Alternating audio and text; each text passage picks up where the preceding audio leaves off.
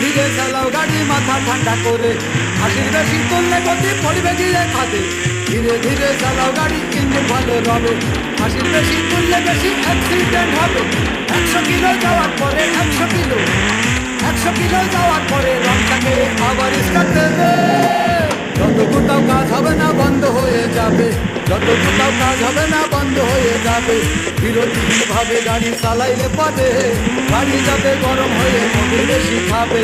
বিরতিহীন ভাবে গাড়ি চালাইলে পরে গাড়ি যাবে বন্ধ হয়ে, তেল বেশি খাবে।